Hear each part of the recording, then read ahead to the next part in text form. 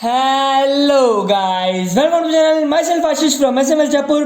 और गाइस अब अपन हमारी last second video that is passive immunity and graft. देखो यार, वैसे ना ये पैसिव इम्यूनिटी एक मिसलिनियस टॉपिक है, ऐसे और दो चार मिसलिनियस टॉपिक मैं आपको वीडियो में बताऊंगा। सबसे इंपॉर्टेंट यहाँ पे रहेगा अपना ग्राफ्ट में मेनली वीडियो रहेगी और कुछ मिसलिनियस टॉपिक। देखो यार, पैसिव इम्यूनिटी आया है तो मुझे ऐसा लगता है कुछ दो तीन टॉपिक्स और है जिस पे टीचर टच कर सकता है चीज़ों को, तो वो भी मैं आपको बता दूंगा। ऑफकोर्स थोड़े बहुत इंपॉर्टेंस उनकी नहीं है, लेकिन मैं बता दूंगा, ठीक है। तो आपका एक ओवरऑल पूरी समझो आपका नॉलेज, ब्रेन का डेवलपमेंट भी होगा। हाँ, तो मैं क्या बोल रहा था यार, ये बच्चे बड़े ही नालायक है, बहुत ज़्यादा आवाज़ कर रहे हैं, उनको मैं मार के आ गया, मारा नहीं, डांट के भगा दिया। तो मैं कह रहा हूँ कि हाँ, तो वो टच कर देंगे तो एक याद आ गया, एक ओवरऑल आपका तैयार हो जाएगा पूरा ब्लड, एक समझ रहे हो, आपका बहुत अच्छा बेस तैयार हो जाएगा, ठीक है ना, फॉर MBBS ऑल्सो, और एक बहुत मज़ा आ जाएगा, ठीक है आपको। तो स्टार्ट करते हैं ग्राफ्ट से। देखो ग्राफ्ट एक नॉर्मल वर्ड्स में अगर कहें ना, ग्राफ्ट क्या होता है यार, ग्राफ्ट एक ट्रांसप्लांटेड टिश्यू है। समझ लो, जो टिश्यू को आप ट्रांसप्लांट कर रहे हो वो ग्राफ्ट है, ठीक है। तो जो टिश्यू को आप ट्रांसप्लांट करोगे वो क्या है, ग्राफ्ट। तो देखो चार तरह के ग्राफ्ट होते हैं, बेसिकली अपन चार तरह के ग्राफ्ट की बात करते हैं। एक तो होता है ऑटोग्राफ्ट, एक होता है आइसोग्राफ्ट, एक होता है एलोग्राफ्ट, एक होता है जीनोग्राफ्ट, ठीक है। देखो ऑटोग्राफ्ट का क्या मतलब है कि एक बॉडी के पार्ट से निकाल के दूसरी बॉडी के पार्ट में डाल देना। बेसिकली यार जनरली अपन देखते हैं कि स्किन को कहीं कुछ बर्न्स हो जाता है तो अपन किसी साइड की स्किन लेकर के किसी साइड लगा देते हैं, समझ रहे हो। तो वो तो हुआ ऑटोग्राफ्ट। आइसोग्राफ्ट का मतलब यार कि भाई कोई ऑर्गन को डायरेक्टली दूसरे इंसान में डालना, लेकिन आइडेंटिकल ट्विंस के अंदर। मान लो दो आइडेंटिकल ट्विंस है, ठीक है, तो एक ऑर्गन को उसमें से निकाल के दूसरे ट्विन के अंदर डालना है, ठीक है। एलोग्राफ्ट का क्या मतलब हो भाई कि जेनेटिकली तो डिफरेंट है, ठीक है, कोई और ह्यूमन हो गया मान लो, ठीक है ना, तो genetically different but species same, ठीक है। और अगर मान लो स्पीशीज भी डिफरेंट है, लाइक किसी एनिमल से आप ह्यूमन में डाल रहे हो, तो वो हुआ जीनोग्राफ्ट, ठीक है।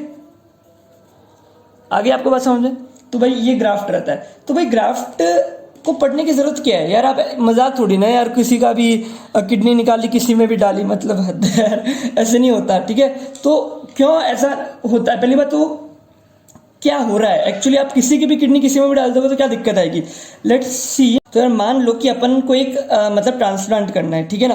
तो मान लो जैसे ये ए है और ये एक बी, दो इंसान है, ठीक है। अब इसकी किडनी अपन ने इसमें डाली, ए की किडनी बी में डाली, ठीक है, ठीक है। तो ए की किडनी अपन ने डाली बी के अंदर, ओके। अब क्या हो गया यार, देखो जैसे कि ना, अब जो बी के जो ब्लड है, ठीक है ना, उनके अंदर जो टी सेल्स है, ठीक है, जो टी सेल्स है उनके ऊपर क्या है यार, एंटीजन रिकॉग्निशन साइट। और ये जो, क्योंकि ये अपनी बॉडी का नहीं है तो इसके रिसेप्टर्स अलग होंगे, तो ये एक सेल्फ एंटीजन नहीं हुआ। फिर ये क्या करता है, ये जो टी लिम्फोसाइट से ये इस पर डायरेक्टली अटैक कर देता है, ठीक है, और इस वजह से अपना ट्रांसप्लांट फेल हो जाता है। भाई इसकी नेक्रोसिस हो जाएगी, ये डैमेज कर देगा पूरे किडनी को ही, समझ गए मेरी बात को। तो यार कभी भी ट्रांसप्लांटेशन करते ना तो हमेशा करते HLA टाइपिंग। मैंने आपको बताया था कि भाई MHC ही HLA होता है, ठीक है ना, HLA human leukocyte antigen, MHC major histocompatibility complex, ठीक है। आप लास्ट वीडियो जो थी उसके कमेंट बॉक्स में देखो, मैं वीडियो में बताना भूल गया था इसलिए मैंने कमेंट में लिख दिया। अब हर वीडियो के कमेंट में देखा करो, कोई कमेंट मैंने पिन कर रखा है क्या, क्योंकि मैं अपने ही कमेंट को पिन कर देता हूँ जिससे आप लोगों को आइडिया रहे कि हाँ इसमें मैं कोई पॉइंट भूल गया तो मैं वहाँ लिख देता हूँ, ठीक है। तो भाई हर जब भी अपन ग्राफ्ट करते हैं, जब भी अपन ट्रांसप्लांट करते हैं टिश्यू को, तो HLA और MHC करते हैं, बराबर। आगे बात समझ में। अच्छा, लेकिन ये सबसे इंपॉर्टेंट चीज़ है कि यार जनरली नहीं, चार ऐसी चीज़ें जिनको ट्रांसप्लांट करते वक्त अपन HLA टाइपिंग या मैचिंग नहीं करते। डेट इज, एक तो कॉर्निया, ठीक है, दूसरा हार्ट, ठीक है, ये किसी भी एंगल से हार्ट नहीं लग रहा पर आप समझ गए ना। तीसरा लंग्स,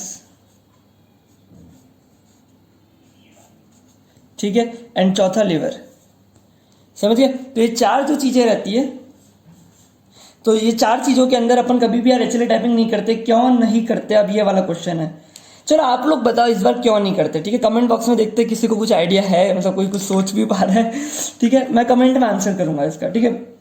तो यार इनका अपन HLA टाइपिंग नहीं करते, और HLA टाइपिंग अपन इसलिए हमेशा करते कि यार जिससे अपन को अगर अपन पता पड़ जाएगा कि भाई अगर ये रिएक्शन होगी कि नहीं, ठीक है ना। HLA टाइपिंग से बहुत कुछ पता चल जाता है कि ये रिएक्शन होगी कि नहीं। देखो बेसिकली क्या है कि ना, ये जो अपन ग्राफ्ट पढ़ रहे हैं बहुत फिजियोलॉजिकल लेवल पे पढ़ रहे हैं। अब इससे अगर मैं एक स्टेप अहेड जाऊँ ना, वहां आ जाती है पैथोलॉजी, ठीक है, मेरी बात समझ रहे हो। देखो MBBS कितना ब्यूटीफुली डिजाइंड है। कि कहाँ पे क्या पढ़ाना उनको मालूम है। अब वैसे देखो ये अब आपका सिलेबस का नहीं है, लेकिन मैं फिर भी आपको बताऊं, अब ग्राफ्ट रिजेक्ट हो गया, इसे क्या कहेंगे, ग्राफ्ट रिजेक्शन। ठीक है, जो कि मैंने आपको बताया कैसे होता है। एक और टर्म होता है ग्राफ्ट वर्सेस होस्ट डिसीज। ठीक है, ये सब पैथोलॉजी का है, मैं आपको बस एक ग्लिम्स दे रहा हूँ कि आपकी एक फाउंडेशन आ जाएगी। ठीक है, पैथोलॉजी में इस पर एक बहुत बड़ा चैप्टर है। ठीक है, जैसे कि अब ग्राफ्ट रिजेक्शन आप समझ गए, तो ग्राफ्ट रिजेक्ट हो रहा है किसी की बॉडी में, इसका मतलब ये है कि भाई होस्ट इम्यूनो कॉम्पिटेंट है, मतलब होस्ट का इम्यून सिस्टम एकदम परफेक्ट है। ठीक है, और ये ग्राफ्ट वर्सेस होस्ट डिसीज ये कब होती है, जब इम्यून सिस्टम जो होस्ट का होता है ना वो इनकॉम्पिटेंट होता है, ये कह लो इम्यूनो कॉम्प्रोमाइज्ड पेशेंट होता है। तो ग्राफ्ट वर्सेस होस्ट डिसीज पता है क्या होता है, यहाँ पे तो क्या हो रहा है कि भाई जो रेसिपिएंट है उसके टी लिम्फोसाइट्स डोनर के ऊपर अटैक कर दे रहे, लेकिन ग्राफ्ट वर्सेस होस्ट डिसीज में पता है क्या होता है, जो डोनर है जिसने ऑर्गन दिया है उसी के ऑर्गन के सेल्स बॉडी उस रेसिपिएंट की बॉडी को डिस्ट्रॉय कर रहे हैं। मतलब समझ लो कितनी उल्टी चीज हो गई। इसलिए यहाँ पे कहते हैं ग्राफ्ट वर्सेस होस्ट डिसीज। और वो क्यों उसको हैंडल नहीं कर पा रहा है, क्योंकि जो अपना रेसिपिएंट है जिसको मिला है ऑर्गन वो इम्यूनो कॉम्प्रोमाइज्ड है। ठीक है, जनरली यार ये इम्यूनो कॉम्प्रोमाइज किस में देखने को मिलता है, बोन मैरो के ट्रांसप्लांट के अंदर, क्योंकि जिसके पास बोन मैरो नहीं है वो वैसे भी लिम्फोसाइट्स नहीं बना पा रहा, तो इसलिए वो इम्यूनो कॉम्प्रोमाइज है। समझ रहे हो। और ग्राफ्ट रिजेक्शन बाकी ऑर्गन ट्रांसप्लांट जो है, जो अदर ऑर्गन ट्रांसप्लांटेशन है उसके अंदर देखने को मिल सकता है, लेकिन बोन मैरो जब ट्रांसप्लांट करते हैं तो generally graft versus host disease देखने को मिलती है। दोनों में डिफरेंस समझ में आ गया ना। ओके, अब वैसे और मैं बताऊं तो जैसे इसके अंदर HLA टाइपिंग 1 मतलब जनरली HLA 1 की वजह से होता है, ये HLA 2 की वजह से होता है।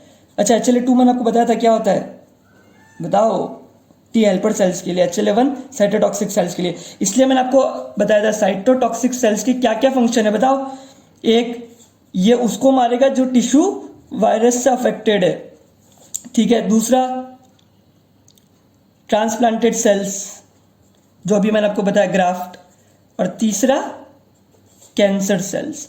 साइटोटॉक्सिक के ये तीनों इंपॉर्टेंट फंक्शन है साइटोटॉक्सिक सेल्स के। ये भी मैं इसलिए अभी वापस बता रहा हूँ क्योंकि लास्ट वीडियो में नहीं बताया था, उसके कमेंट में लिख दिया था खैर मैंने। तो साइटोटॉक्सिक टी सेल्स के 3 फंक्शन आप लोग ध्यान रखेंगे।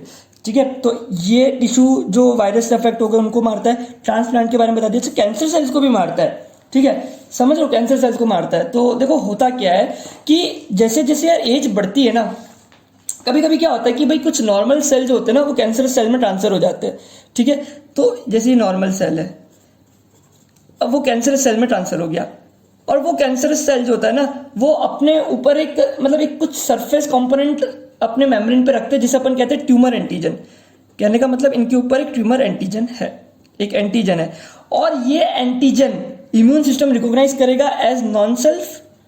समझ रहे मेरी बात को कि भाई ये तो अपनी बॉडी का नहीं है, तो और उसको इम्यून सिस्टम को रिकॉग्नाइज करेगा एज नॉन सेल्फ, और उसकी वजह से इस कैंसर सेल्स को मार देगा। ठीक है, तो एक बॉडी में समझो कैंसर होने से अपन बच गए, तो एक बॉडी में प्रोटेक्टिव मैकेनिज्म इस तरीके से बना हुआ है। तो ये इम्यून सिस्टम जो ये चेक करता रहता है कि भाई सब कुछ सही तो है ना, और कैंसर सेल को मार देता है जब उसको पता चलता है कि नहीं यार ये अपने बॉडी का एंटीजन नहीं है। इस चीज को कहते हैं इम्यूनोलॉजिकल सर्विलेंस। सर्विलेंस मतलब पता है, चेकिंग करना, मतलब ध्यान रखना। तो इम्यून सिस्टम ध्यान रख रहा है, इसलिए इम्यूनोलॉजिकल सर्विलेंस। ठीक है, तो यार ये है आपका दूसरा टॉपिक। ठीक है, पहला मैंने बता दिया ग्राफ्ट। ठीक है, तो यहाँ पे क्वेश्चन टीचर पूछ सकते हैं इसलिए मैंने इसको बता दिया। तो यार बेसिकली अभी मैंने आपको बताया किसकी वजह से हो रहा है, साइटोटॉक्सिक टी सेल्स, इसका दूसरा नाम CD8+ सेल्स। ठीक है, और यार ये मैक्रोफेजेस भी करता है। ठीक है, मैक्रोफेजेस का रोल रहेगा क्योंकि अपना ये बेसिकली एंटीजन प्रेजेंटिंग सेल है, मेरी बात समझ में आ रही है। ठीक है, और नेचुरल किलर सेल्स। ठीक है, इन सबका ही रोल है इस इम्यूनोलॉजिकल सर्विलेंस में। अच्छा, एक टॉपिक या मतलब बेमतलब की बात है लेकिन ठीक है मैं बता दे रहा हूँ आपको। टीचर अगर कुछ यार देखो आप मेरे से पढ़ के जा रहे हो तो मेरे को ये आइडिया होता है कि आपको कुछ भी ऐसा होगा नहीं जो नहीं आता होगा। फिर क्या होगा, टीचर को मतलब होता है ना थोड़ा सा आ जाता है कि भाई ऐसे कैसे सारे आंसर दे देगा, इसको अभी बताती हूँ मैं, समझ रहे हो। तो यार डिजॉर्ज सिंड्रोम अगर वो पूछे तो इसमें क्या होता है यार, थाइमस ही एब्सेंट होता है।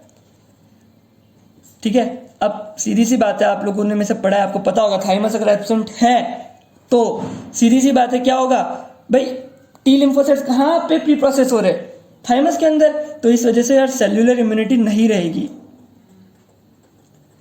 और ह्यूमरल इम्यूनिटी, कुछ लोग बोल रहे हैं आपने बताया था सेल्यूलर इम्यूनिटी ही बहुत ज्यादा कंट्रोल करती है ह्यूमरल इम्यूनिटी को, लेकिन मैंने ये भी बताया था ह्यूमन इम्यूनिटी बहुत ज़्यादा मिलती सेलुलर इम्यूनिटी से, क्योंकि टी हेल्पर सेल्स क्या रिलीज करते हैं, लिम्फोकाइंस। लेकिन थोड़ी बहुत ह्यूमन इम्यूनिटी तो खुद भी बनेगी ना मैक्रोफेजेस के थ्रू।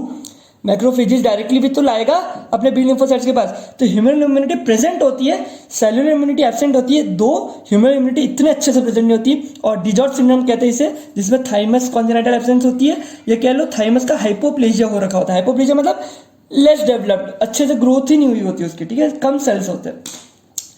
अच्छा, एक बात और यार, पैसिव इम्यूनिटी का अपन बात करेंगे। देखो, जो अभी तक अपन पढ़ रहे थे ना, इतनी बड़ी इम्यूनिटी में अपन ने पढ़ा कि भाई ये सेल्स, ये ह्यूमन इम्यूनिटी, ये देखो मैंने आपको क्या बताया था, इम्यूनिटी जो है ना वो भाई दो है, एक तो इननेट, एक एक्वायर्ड, ठीक है। ये एक्वायर्ड इम्यूनिटी अगर बॉडी में बन रही है, एक्वायर्ड इम्यूनिटी में क्या आ रहा है यार, देखो एक तो ये आ रहा है अपना ह्यूमरल एंड सेल मीडिएटेड, ठीक है। ये दोनों इम्यूनिटी है एक्टिव इम्यूनिटी, क्योंकि यार ये बॉडी में एंटीबॉडीज बना रही है, एंटीजन आ रहा है और बॉडी में एंटीबॉडीज बन रही है। और इसी का एक और एग्जांपल होता है वैक्सीनेशन। वैक्सीनेशन में अपन क्या करते हैं यार, एक मतलब एक बेसिकली बताओ तो इम्यूनाइजेशन बाय इंजेक्टिंग एंटीजेंस, ठीक है। तो उसमें बॉडी में एंटीजन डालने से क्या होती है, इम्यूनिटी बनती है। तो ये भी एक एग्जांपल है एक्टिव इम्यूनिटी का, भाई बॉडी एंटीबॉडीज या एक्टिवेटेड टी सेल्स बनाएगी, इसे कहेंगे एक्टिव इम्यूनिटी। और एक होता है पैसिव इम्यूनिटी, कि अपन बॉडी में बाहर से एंटीबॉडीज या टी लिम्फोसाइट्स दे रहे किसी भी एनिमल से निकाल के, जो कि ऑलरेडी इम्यूनाइज्ड है उस पर्टिकुलर एंटीजन के लिए। मेरी बात आ रही है समझ में? भाई कोई ऑलरेडी कोई एक एंटीजन किसी की बॉडी में आ गया, ठीक है, अपन को जल्दी से एंटीबॉडीज को देनी है, क्यों? क्योंकि वो एंटीजन काफी डेंजरस है। मान लो वो पेशेंट थोड़ा इम्यूनो कॉम्प्रोमाइज्ड है, ओके, तो ऑलरेडी जिस इंसान के अंदर या जिस एनिमल के अंदर उसके अगेंस्ट एंटीबॉडीज बनी है, वो एंटीबॉडीज ला करके दूसरे में डाल देना, यही तो है पैसिव इम्यूनिटी। तो देखने से भी पता चल रहा है एक टेम्पररी इम्यूनिटी है, can be achieve by infusing antibodies activated T cells, दोनों डाल दो, okay. So it is a temporary immunity, ठीक है गाइज। ये ना पसीना है बहुत ज्यादा, आपको दिख रहा होगा, दिख रहा है क्या? ये देखो, मतलब समझ में आ रहा है, मतलब मुझे अब पता चला, लोग कहते हैं ना अभी नाम कमाने के लिए खून पसीना बहाना पड़ता है, मैं अब समझा इसका मतलब खूब पसीना बह रहा है, ठीक है। तो यार ये होता है पैसिव इम्यूनिटी, और इस तरह की ट्रांसफ्यूजन को अपन पैसिव इम्यूनिटी कहते हैं। यार ये पैसिव इम्यूनिटी अगर जैसे अपन एंटीबॉडीज डाल रहे तो ये अराउंड रहती है 3 to 4 days, ठीक है। और अगर अपन एक्टिवेटेड टी सेल्स डाल रहे तो अगर इंसान से डाल रहे किसी और ह्यूमन से निकाल करके तो कुछ फ्यू वीक्स तक रहेगी, और एनिमल से डाल रहे तो कुछ फ्यू आवर्स तक ही रहेगी, ठीक है ना।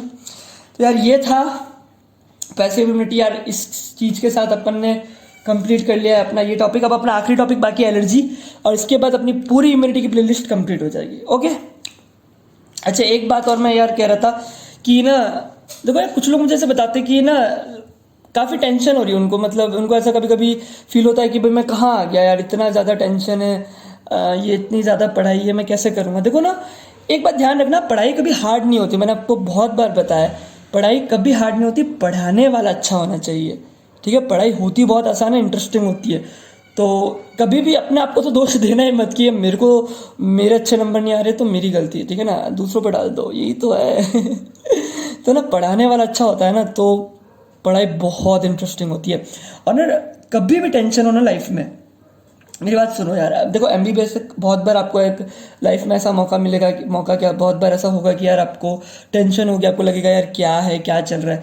देखो टेंशन होती है, सबको होती है, मेरे को आप लोगों से मतलब 10 टाइम्स ज़्यादा ही होती है, मेरे को हर दुनिया में हर चीज़ की टेंशन है, ठीक है। कभी भी टेंशन हो ना यार, शांति से ना चीज़ों को लो प्लान करो। मैं बता रहा हूँ, ये आपको लग रहा है कि मैं सिर्फ बोल रहा हूँ, लेकिन होता है, ये वर्क करता है। मैं ऐसे ही करता हूँ। मैं क्या करता हूँ, कभी भी मेरे को टेंशन होती है ना, जैसे कॉलेज में भी है, मेरा दिमाग ही घुमा हुआ है कि यार 1-2 दिन से पढ़ाई नहीं हुई, समझो कुछ प्रॉब्लम्स चल रही है, मैं चुपचाप घर आ जाता हूँ कॉलेज से, आराम से 2 घंटा सो जाता हूँ छाछ पी करके, मुझे छाछ बहुत पसंद है, और उसके बाद उठता हूँ और प्लान करके फिर अपने काम पे लगता हूँ। प्लानिंग से आपको यार पता चल जाएगा कि मेरे पास कितना कितना टाइम है, और मेरे पास कितने कितने काम है, और ये काम कितने कितने टाइम में फिट करूँ मैं। कुछ काम को अगली डेट के लिए कर दो, कुछ काम को छोड़ दो, उसकी ज़रूरत ही नहीं है यार। प्लान करोगे ना तो बहुत ईजी हो जाएगी लाइफ। बस मन था यार आपको सिखाने का ये बात, क्योंकि मैं थोड़ा सा फेस कर रहा हूँ अभी, आज ही मैंने किया था, तो मुझे लगा आप लोग कभी, जैसा अभी मैं 3rd ईयर में, आप लोग जब 3rd ईयर में तक आओगे तो हो सकता है मेरी बात ये याद रहे आपको। और इस बात से हेल्प हो, ठीक है ना। बाकी पता नहीं आप लोग 3rd ईयर में होंगे, मैं कहाँ हूँगा जब तक, मैं 5th ईयर, शायद मेरी MBBS हो गई होगी जब तक ना। तो यार इस वीडियो में इतना ही गाइस, और अपने 25,000 सब्सक्राइबर्स होने वाले हैं, ठीक है। 200 सब्सक्राइबर्स बस बाकी है। आप लोग यार सब्सक्राइब करें, मैंने पिछली वीडियो में भी कहा था। वीडियो अच्छी लगती है लाइक करें यार, लाइक मैं हमेशा देखता हूँ, ठीक है। ये थम्स अप बनाना चाह रहा था, नहीं बना, ठीक है। तो लाइक करें यार, बहुत अच्छा लगता है। कमेंट करें कैसा लगा यार, मेरा पढ़ाने का तरीका आपको समझ में आता है क्या, मैं उस मतलब आपको समझा पा रहा हूँ अपनी चीज़ें, आप लोग बताएं यार कमेंट में, ठीक है। और कुछ लोग जो जनरली कमेंट करते हैं ना, उनके नाम मुझे हमेशा याद रहते हैं, लाइक कोमल हो गई, पूनम हो गई, मेडिकल लाइफ, और ड्रीमर, मनीष, और मेरे को याद नहीं आ रहा अभी, लेकिन जो जनरली कमेंट करते हैं ना, मुझे उनके नाम हमेशा याद रहते हैं। सो गाइस इस वीडियो में इतना ही, मिलते हैं अगली वीडियो में, तब तक के लिए बाय बाय, जय हिंद, जय भारत।